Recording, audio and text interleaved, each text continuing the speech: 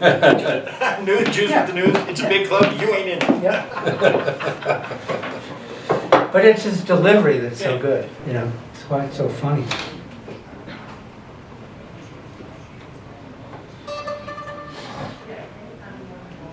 Oh, the derelicts are coming back, man. So I see. The library's open. They can watch porno in there. With the lube unplug. Did you catch any fallback from that, Rem? The what? Did you catch any fallback on that? The butt plug? No. Fallout? No, not that I'm aware of. Okay, good. We'll see if our ratings go up or down. You got me, Shanimal? Gotcha, man. In certain company, it will go up. Yeah.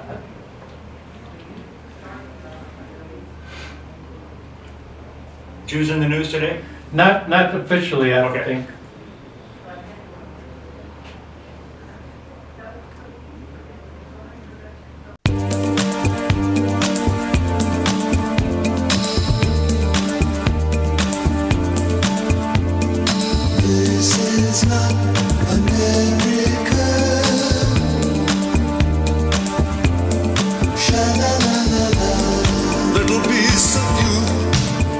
Hey, welcome. It's Talking Truth to Power.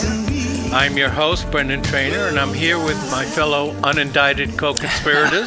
For now. Leland Faegre and Shanimal Lawson on the board. I kind of wish I was among those, because they're getting all the attention right now. There's 40 of them there. 40 of them, yes, I know. And then they're in their own special prison, too. Did you know that? No. Yeah. They have their own special prison, those January 6th insurrections. Oh, not the unindicted. No, they're talking about the inclusion of that description as unindicted co-conspirators. I mean, they haven't brought it to that level yet, but it looks like that's where it's going. So, very interesting. Yep. Because they're coming after us. I know. I wonder if Putin brought it up at the summit. He did. Well, I think, he did bring it up at the summit. He brought it up beforehand. Yeah. To the I news. see. You mean in their private conversations? Yeah. Because Biden was very careful to say that, America will always stand up for human rights, unless we're doing the abuse, of course. Well, we know that's true because of his relationship with the KKK. So I guess this week has been all Biden all the time, pretty much, because he's been going abroad. Well, it's what he wants, isn't it? Yeah, getting some sunshine. That's the whole deal, is the attention. Yeah, holding hands with Jill as she leads him out of the cafeteria he seemed to be lost in. You heard about the constructive talks this morning, didn't you? I heard about them, yeah. Yeah, they were constructive. Real constructive. Yeah. Well, the one thing, if he's sincere about allowing aid into Syria, that would be a good thing. I don't know whether he's sincere or not. Yeah, you know what's going with it. Yeah. You know the thing. Yeah, I think we do know the thing. Assad must go, then aid. And I know our listeners know the thing. I'm not sure anybody else beyond that knows the thing. Yeah. But he didn't comport himself well over the weekend, and the first thing he did was try to get Boris to give up on Brexit over Northern Ireland. It's insane. That's not going to fly. No. That would wreck the Conservative Party at this point. But he reveals his true globalist roots. Oh yeah, he's globalist. Because that's what the point was. Right. And then we saw Jill and Carrie walking on the beach hand in hand. That was sweet. I didn't see that. Oh, you didn't? No. Well, How'd I miss that? I don't know. I did, I'm sure The View featured it, but I don't know. Yeah, I bet you they did. Then he, like I said, he was wandering around in the cafeteria, and some of the people in the cafeteria were asking him how it was going, and Jill came in and took him by the hand and pulled him out, and people were laughing. I think that went down descriptively worse than it actually looked. Mm-hmm. If you turn the volume down, it doesn't look as bad. Okay. But, that's just me. That's just my interpretation of it. And then he confused Syria and Libya 3 different times. Mm-hmm. But, I have an explanation for that, too. Oh, you do? Sure, because, he was so integrally involved with... Both of them. He and Clinton. Right. With Libya, and I think that's why he went immediately to Libya rather than Syria. Russia might have a small presence in Libya. I haven't been keeping up, but they don't have much there. But they are definitely involved in Syria. Oh yeah. And then he got angry at a perfectly reasonable question about whether he still thinks Putin is a killer. So, insert foot and mouth, unable to pull out. Did he step back on that one? No. He says, I told the truth, but it won't really affect our talks. And then he said, come on, man. Yeah. Well, he says that a lot. Yeah. And of course, Queen Elizabeth reminded him of his mother. That was sweet. But I don't know what relevance it had. But I wonder how she took that, though. Yeah. She might. I don't know if she's old enough, and I doubt it. But the whole thing about the G7 is it's really not relevant anymore. Who are the 7, and how did Canada get in there in the first place? I mean, it's supposed to be the leading economies, the 7 leading economies, but well, it's just part of the Commonwealth, the historical Commonwealth. Yeah. So that's why it's there. Same with the Olympic Games. Mm-hmm. How come Scotland is considered uniquely different from England? Scotland has a team. Okay. Yeah, but this is different. I mean, well, I know because it's a different subject matter, but I mean, there is something about that Commonwealth that still haunts. Well, Northern Ireland that was what the big dispute over Brexit was about. But but anyway, France and Italy are no longer among the top 7 economic powerhouses. I mean, India and China are economic powerhouses far more than France in Italy these days, and certainly a lot more than Canada. And he wants the EU to have its own infrastructure plan to combat China's Belt and Road. How can they do that when the Europeans don't make anything anymore? I mean, only Germany is actually producing and products. you ain't in it. I don't know. And then, so... that's none of that's going to fly. They're going to issue a lot of statements and statement of intentions and flowery language. And it's not going to fly. It's just for media purposes primarily. Yeah. Well, they like to see themselves there too. Right. It's narcissism, basically. That's what this whole thing is. You look at these people standing there and elbow bumping and wearing masks and socially distancing and all of this stuff. I particularly apply that description to Trudeau.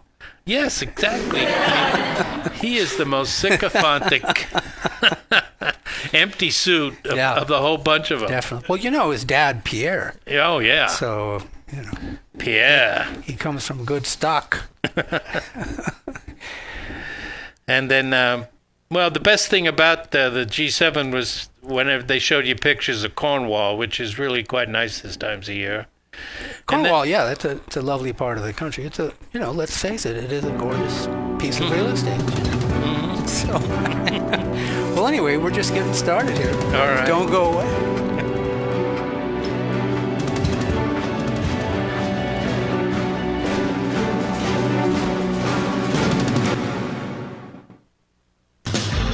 Small town quality and care with today's most advanced technology in the truck and automobile repair industry. It's exactly what you'll find at Dynamic Diesel. This is America Matters Media on AM 1180 KCKQ, a Lotus broadcast station. the power of radio since 1967.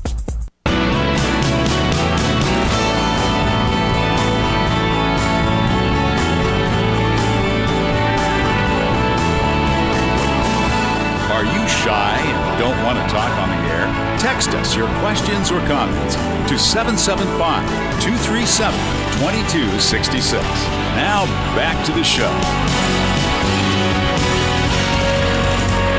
Hey, welcome back to Talking Truth to Power. I'm your host, Brennan Trainor, and my co-host, Leland Faegre. And we were talking about Biden's big adventure.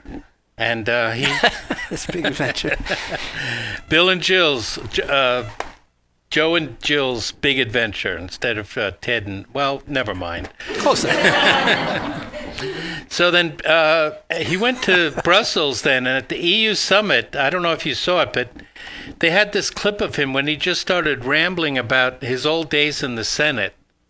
I didn't see it. I did hear about it. Yeah. He describes, he was reminiscing, Something I guess. about an Irish poem he wanted to read. I think I've seen that. Yeah. Yeah, but not recently. It goes back a ways. Obviously. And then other reminiscences. And so, I'm sure they were listening raptly to Biden recount the good old days. He invokes his origins when it suits him. Yeah.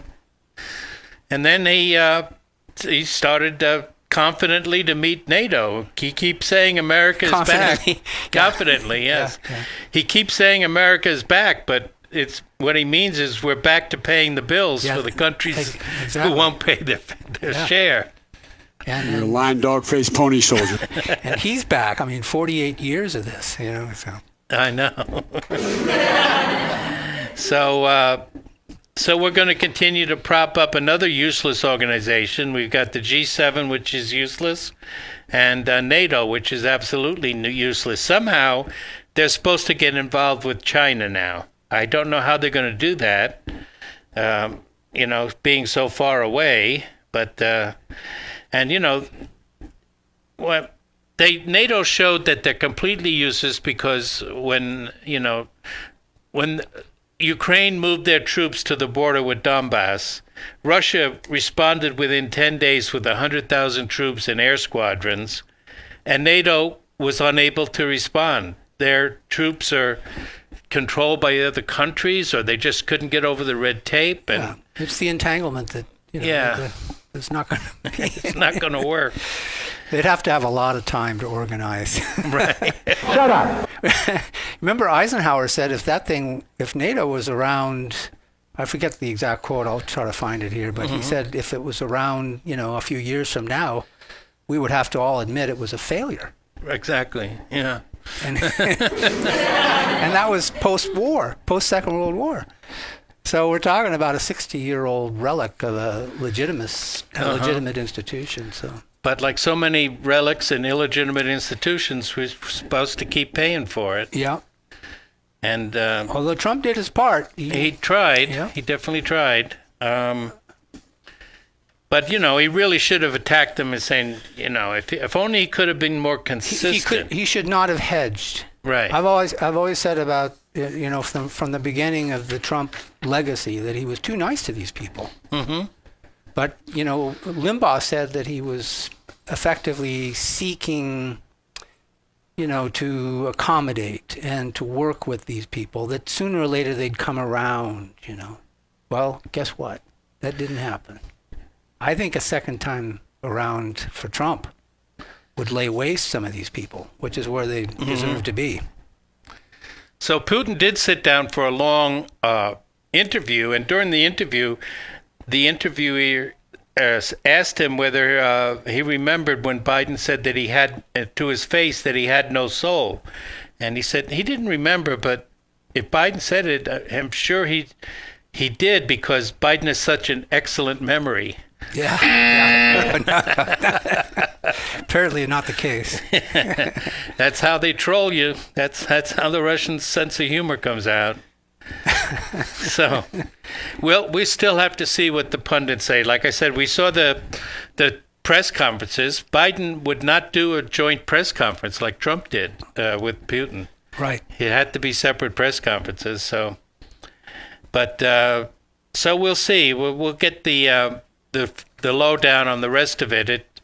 The most important thing besides the Ukrainians, Biden did say something about diplomacy and the Minsk agreements. So if he's actually going to push the Minsk agreements, that's what Russia wants. I mean, that's the fair way to do it. And we'll see if that happens. But and then, they're supposed to work together on cyber security because of all these Russian hackers that are out there. Which which Putin denied. Yeah, exactly. And I'm not so sure that he's incorrect about that. No. Strange how the Russian hackers are all in Langley, Virginia. Yeah. or elsewhere. Other than Russia. Now, Putin has already promised to brief China on anything that affects them, and he's going to meet with Xi Jinping in a couple of weeks. So there'll be a follow-up from the other side. And that'll be interesting, huh? Yeah. Mm-hmm. And so, all I can say is we have to have some predictability. That's what they're all talking about. There should be open lines of communication. In case somebody presses the wrong button, we should be able to talk about it and not have a Dr. Strangelove situation. And we'll see if something comes about that's tangible. And, the conservatives are all going to say he wasn't tough enough, and the liberals are going to probably say the same thing. He wasn't tough enough to Putler. Well, they have the Trump legacy that they have to stand up for, because they had claimed that effectively Trump was doing Putin's bidding. Right. So how are they going to back away from that just as quickly as, Biden's legacy begins? I don't see how they can. Yeah, I know. They have boxed themselves into a corner. They've boxed themselves in. Yeah. Right. It's not going to be good for the world either. Well, that's the point. It's not good for civilization that these two clowns are having it out in plain view for us and not accomplishing anything. Right. At least start to get something done that we don't have to, worry about somebody accidentally pushing the wrong button. I got up at 4 this morning I always get up about that time, but for some reason I was wide awake, so I got up and lo and behold, I turn on the TV and there's Biden arriving at the villa, the Swiss villa. Mm-hmm. Did you see that? I think so. I mean, I saw Putin leaving. I think I saw Biden arriving. And then it was to be a 5-hour one-on-one. Oh, it didn't seem to be that long then. It was only 3 hours. Yeah, I was surprised that they were giving their wrap-up press conferences before I left for the studio. And then I saw when Biden came out and stepped into his limousine to leave, he was just sort of deadpan. Mm-hmm. You could see him through the tinted glass. Mm-hmm. There was no animation, no conversation. He was just to himself. Yeah. Well, if it was a frank discussion, I mean, I can't imagine what Vladimir Putin would tell him, like stay out of Russian affairs. But it's in our DNA to stand up for human rights. That's what he said. It's what we are. Yeah, that's right. Yeah, what you are. Because we're back. Yeah, we're back. Yeah. The neighborhood's changed, but we're back. Mm-hmm. And as you say, we're back paying the bills. Exactly. So, no wonder they like Biden. Yep. The Uncle Sam, the only countries in Europe that are paying the 3% minimum are those countries that are afraid of other countries in the EU or NATO. Like Greece is paying almost 4% because they're scared stiff of Turkey. Their NATO they partner. Want to be sure that they're protected. Yeah, that they're protected. What happens when you're running a protection racket and you can't protect anybody? How come we're not calling this G7 summit? How come we're not calling this summit with Putin? We should be there. Our description is much more interesting than what you're getting out of the big networks. The big networks, sure. The Propaganda 3 or whatever they call themselves now. I mean, we should be there. Yeah, there should be more independent media there. But, some of the people over at the anti-war web channels like Gray Zone, they're getting blasted by, the libbies for for going over to Syria. They went over to Syria, Aaron Mate in particular, they went over to Syria and spent some time there during and after the election. And they're being called Assad apologists, and they're on Assad's payroll and all this stuff. I know, it's incredible. But did you cash your check from Vlad this month, by the way? No, I didn't. I have a hard time converting it from rubles to dollars. You know? And it'll probably be more difficult as the time goes by. Yes. Do you see where inflation is now annualized at 6.6%? Yes. Just like that. Excellent. If you're a Federal Reserve Board member, it's excellent. What will they do? Oh, Janet Yellen, I'm sure, will assure us that everything is under control. Well, with that 15% global tax that they want to implement, that'll take care of everything. Well, speaking of inflation, the Russians have an interesting theory about what caused COVID-19. They're going to have to, our listeners are going to have to wait Yeah. until after.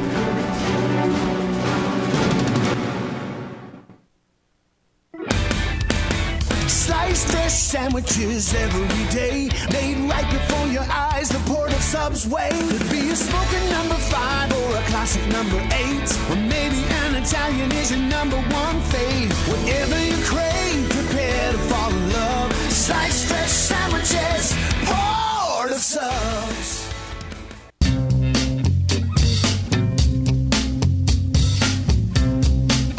Hi, this is Eddie Floyd. Let me tell you about my favorite non-profit public charity, Wainema Wild Horse Sanctuary, located on the Forsythe Ranch in Hallelujah Junction area. And please go to www.wainemaranch.com. That's WYNEMA ranch.com.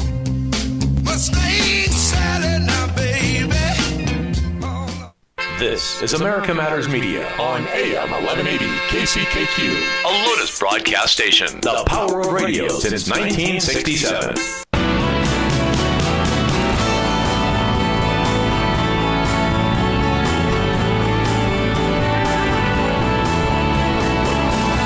To join the conversation, call 844-790-TALK.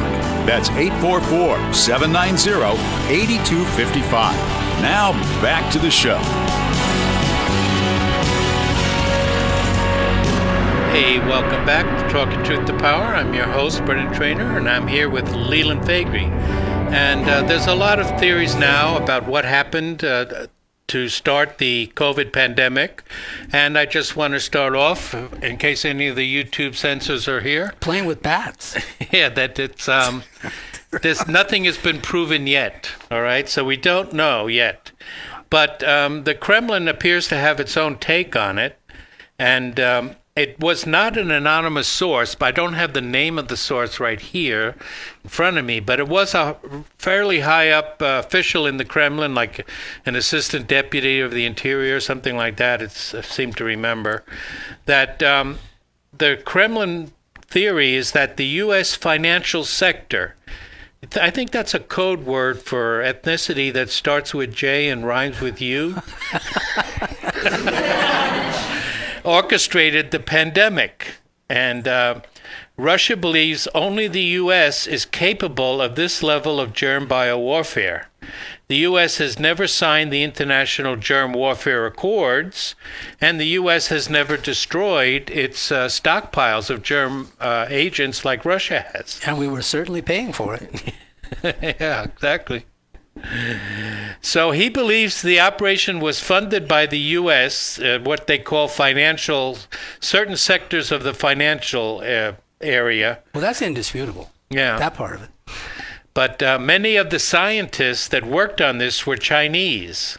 Mm-hmm.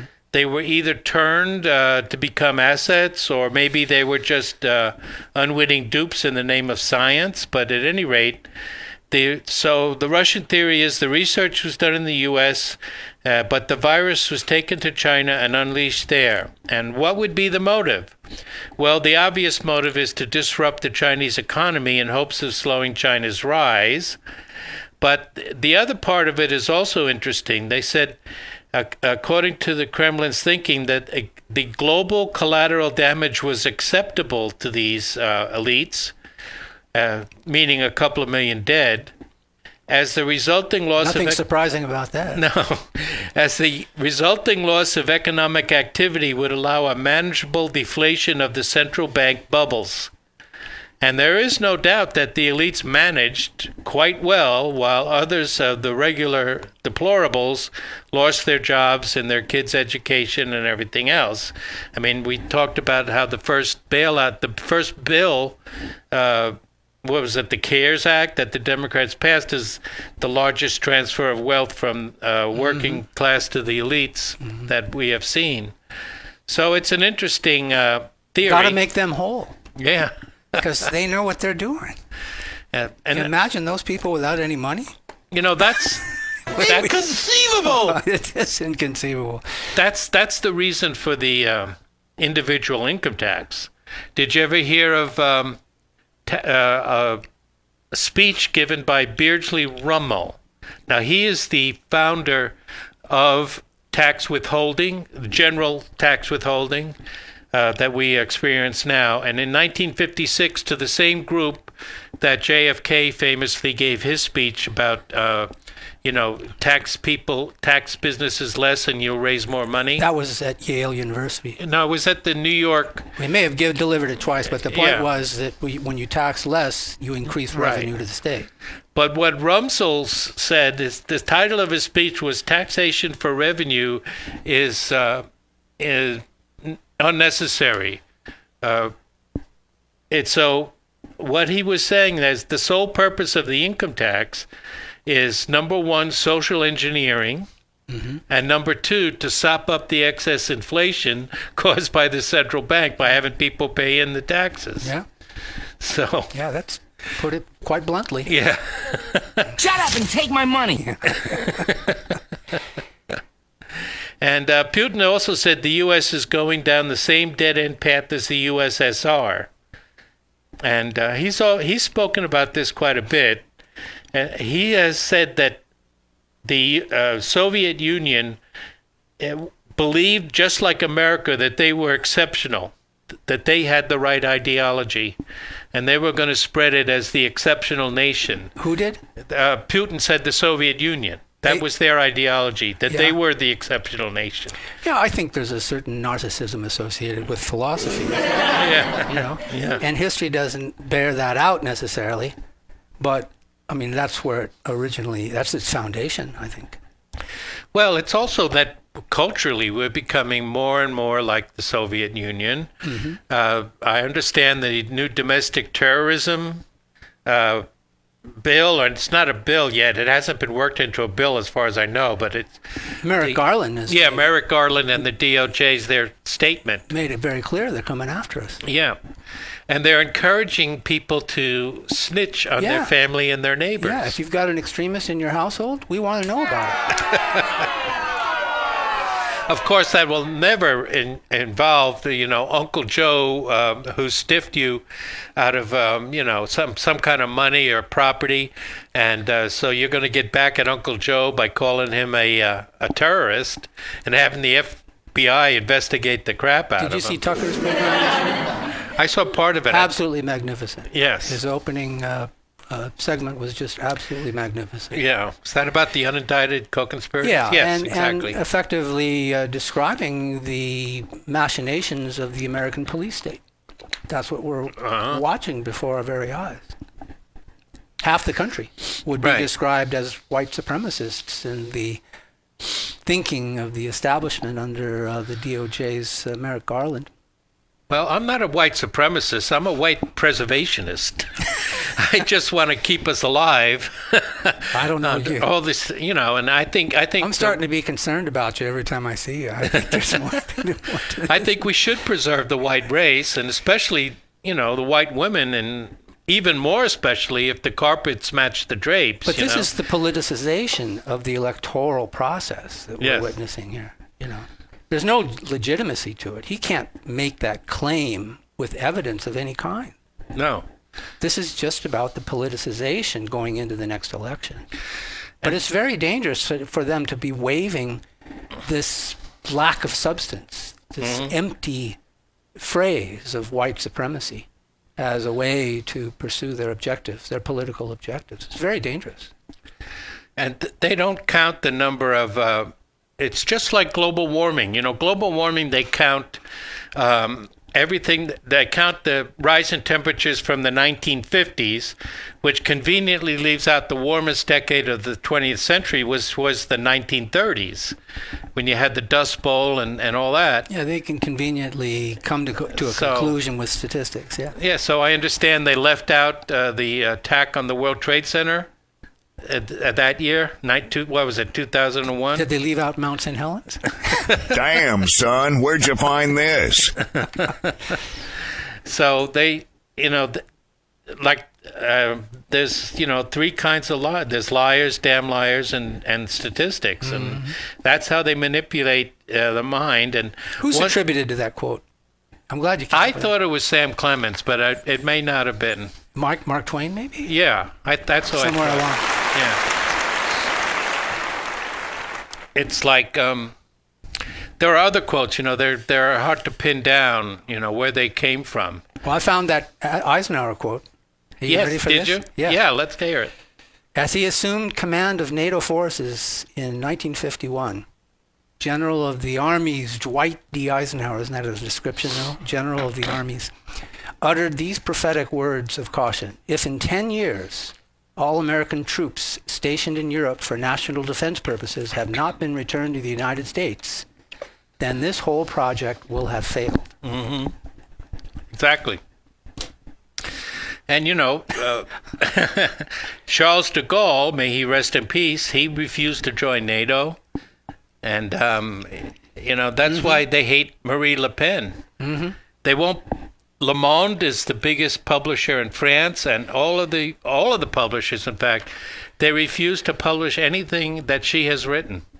They have a blackout on her, and that's amazing. I mean, she has a core of at least 30% of the population, and the latest polls say that she could outpoll Macron. Well, guess what? I was right. It was Mark Twain. Liars, damn liars, and statistics. Yep, originated with Mark Twain. Yep. I was just guessing, but sounded like it could have been him. Yeah, and the Macron was bitch slapped this week. Did you see that? Well, that's apparently something that happens more than we know. Somebody he went over to shake hands with a crowd, and the guy grabbed his arm and bitch slapped him. I did see that. Yeah. Yeah. And he was immediately sentenced. In 2 days. Yeah. Talk about no reason for habeas corpus in France. Huh? No. Well, you're guilty until proven innocent. Apparently, I know that. Yeah. But the idea that you can be convicted in 2 days. And you won't be able to own a firearm for 5 years? Is that what I read as part of his punishment? I think so. Who knew you could own a firearm in France? It must be hard. It must be for sportsmen. Yeah, he's a collector. He belongs to a cosplay group that recreates medieval battles and other battles. So they have collector's guns and collector's weapons, swords Macron? and stuff. No, the guy that the guy who slapped Macron. Yeah. Uh-huh. So there's no sense of what his actual politics are, except he might even be a monarchist for all we know. But Macron? No. The guy who slapped Macron. I couldn't resist. Macron is the Rothschildist. Oh my God, is time flying by. Yeah. Stay with us.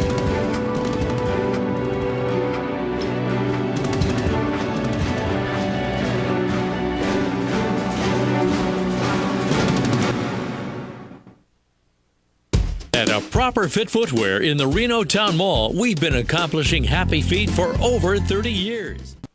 This is America Matters Media on AM 1180 KCKQ. A Lotus broadcast station. The power of radio since 1967.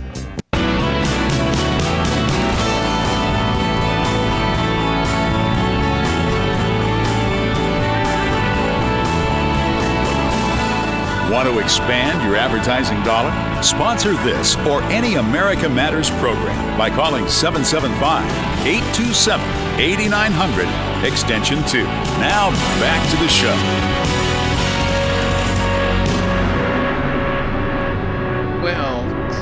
It's Talking Truth to Power. I'm back for the final segment. I'm your host, Brendan Trainor, and I'm here with Leland Faegre. Time's getting away from us. Yes. Crazy.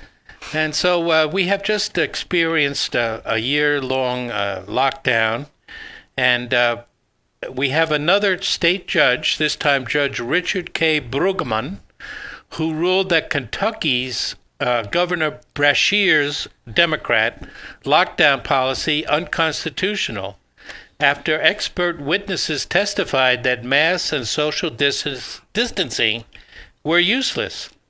And now the expert witness, whose name was Stephen E. Petty, and he has a bunch of... No relation? No. To Petty what? To Tom Petty? No, okay. no relation. Okay. Testified that masks as prescribed by Dr. Fauci and the CDC are useless because they only protect against larger droplets than the virus. Yeah. And the virus can penetrate the mask. Yep. Now, I don't know why. I mean, the wheels of justice grind so slowly, and we don't... the lockdowns are pretty much over by the time we get the judicial ruling that they're unconstitutional. Right. So it's a catch-22. But he said even the N95 surgical masks are not a protection against an aerosol spread virus. Mm-hmm. He said they're only good to keep the doctors away from drooling into the patient. Right, exactly. And we've known this. For a year. And yet that information was shielded from the public. Right. If you didn't listen to this program or a handful of other sources, right, you wouldn't know this. And so you bought right in. We're just commenting here next to the studio, we saw people with masks on still. Yes. I mean... Wonder if David Hogue is still wearing his mask. I have a view for you on that, and we'll circle back with you directly. I can circle back. I'll circle back with you. So the N95 is the lowest level of respirator because it can be sealed. But for the average person, the mask is doesn't work in the first place, but then it becomes completely ineffective if 3% or more of the contact area of the face is not sealed. So anybody with facial hair or touches the mask, like we all do. So you're talking about the science. Yeah, I'm talking about the science. I'm not talking about Dr. Fauci's version of the science. Okay. So, by the way, where is Tony? We haven't seen him lately. I haven't seen him in a week. We haven't seen him since he declared that an attack on Dr. Fauci is an attack on science. Yeah, we haven't seen him since then. He's gone on vacation. I wonder if he's taking one of those Carnival cruise liners. Maybe he went to the border. Yeah. Well, he always disclaimed any legitimacy to his role in the COVID transfers that were likely taking place on the border. Mm-hmm. So he probably stayed on that side of the aisle. But, he should have been down there. I think he should have made an effort to show up down there. They were sleeping on each other down there, for crying out loud. Right. Well, President Trump is going to tour the border with Governor Abbott at the end of next month. Yeah, exactly. So he's going to keep getting headlines, even if he's been banned from social media for another 2 years. Yeah. But a lot of people still respect him. Oh, yeah. And they're they say so. They actually declare it, which I find strange. I wouldn't give him the time of day. Putin respects him. Yeah. Oh, yeah. Did you see what he said? That he was a very capable, or he's an unusual person. Well, this is how he ingratiates himself with the establishment. I think Putin is very clever. I mean, I don't think there's anything about him that rubs the elites particularly wrong, except when they need to create an enemy. Well, they need to create an enemy, but I think, Russia is standing up to a certain degree. I mean, if human rights are in our DNA, I think Putin is trying to say they're in the Russian DNA. Oh, absolutely. Yeah. He wants to mirror his own experiment over there. Right. To us. Yeah. And he said that He affirmed that Russia is still a Christian nation, but, as we all know... Did he declare that this morning? Or? No, a couple of days ago.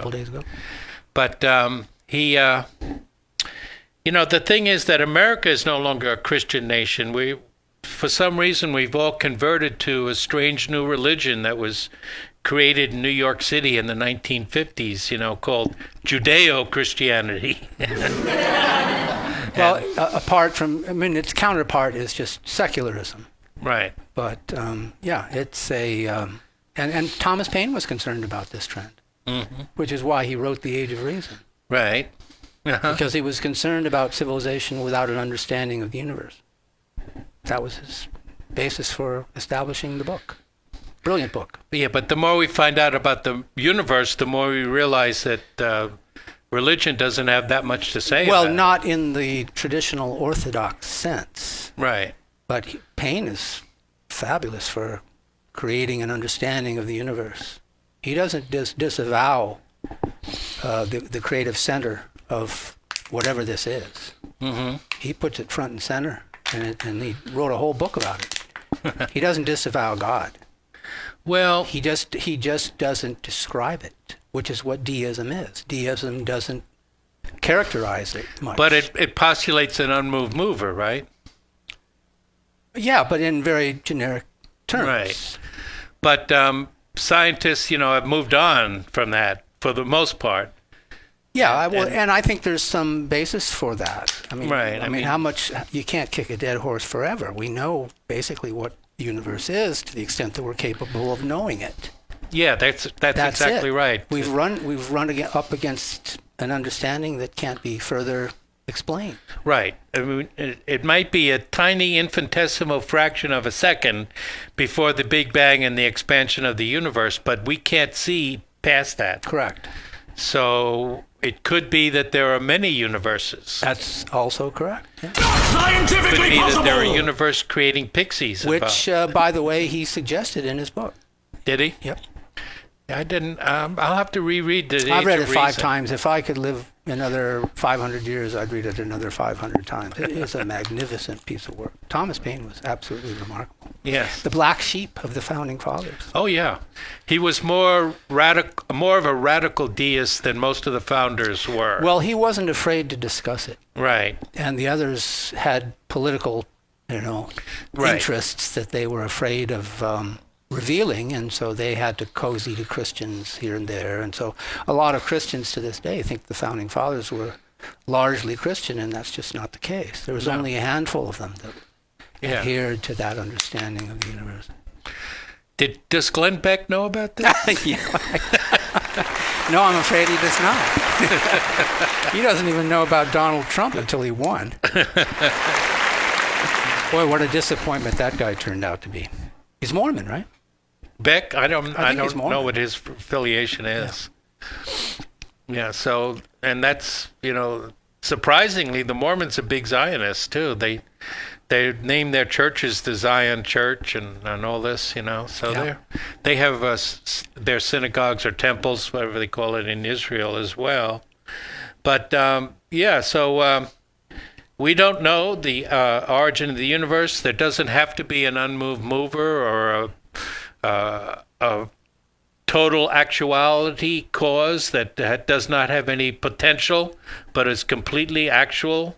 That's what Ben Shapiro thinks. But it's one of the subjects that we won't define particularly well on this program. No. Because we just... Well, it's still a mystery. Yeah, and should be. It should be, until maybe sometime in the future. But, well, in our individual futures, we may discover in the passing from this earthly place to some other destination. But other than that, we're never going to know. Yeah. Well, matter cannot be created or destroyed, matter and energy. That's another reason why Newton came along and declared that, and it's supposedly true. So I'm glad some of these scientists came along, aren't you? yeah. Otherwise, we'd still have the Earth as the center of the universe, for one thing. Exactly. Boy, there are still flat earthers out there. Did you know that? Well, I don't know if they're legitimate, but yeah, there is such a thing. Well, they claim to be legitimate, but they call in and try to convince, people that are not geologists, common people, that there's such a thing, that the Earth is really flat. Amazing. But they still exist. And so maybe the moon is made of green cheese. I don't know. Yeah. Well, these are significant people because they almost always lent themselves to potential death by making these claims. And those were the most important people, whether it's Luther in 1534 or... two people were resurrected from the dead in the Game of Thrones series that was on a few years ago. And they asked, characters asked each of them what they saw, and they both said nothing. That's probably about right. Well, I think we're going to send this one over to the museum for posterity in just a damn bit. Okay. I'll buy that.